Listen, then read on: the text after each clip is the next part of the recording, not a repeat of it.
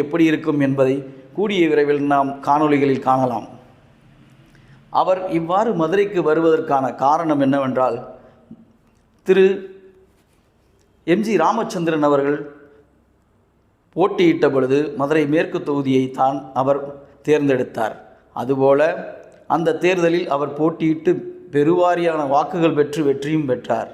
இது மிகச்சிறந்த எடுத்துக்காட்டாக அமைவதால் திரு விஜய் அவரும் ஒரு நடிகர் அல்லவா, ஆகையால் அவர் மதுரை தொகுதிகளை கணக்கிட்டு இங்கு வந்து தனது முதல் பிரச்சார பயணத்தை ஆரம்பிப்பார் என்பது ஒரு சில கருத்தாக இருக்கிறது.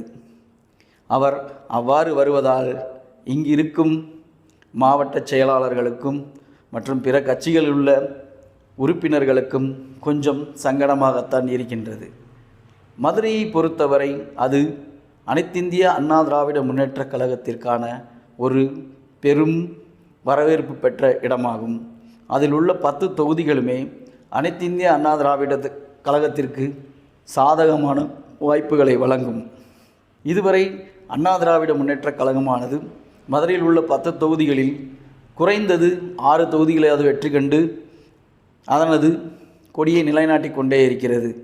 ஆனால் இன்று திரு விஜய் அவர்கள் வருவது ஒரு மிக பெரும் பிரளயத்தை ஏற்படுத்தும் என்பதில் சற்றேனும் ஐயமில்லை. ஏனென்றால் புரட்சித் தலைவர் எம்ஜிஆர் அவர் ஒரு நடிகர்.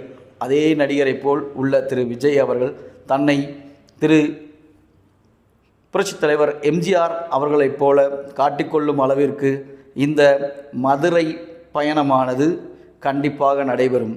அவருக்கு எவ்வாறு வரவேற்பு அளிக்கப்பட்டதோ அதுபோலவே மதுரையிலும் வரவேற்பு அளிக்கப்படும் என்பதில் எந்தவித ஐயமும் இல்லை.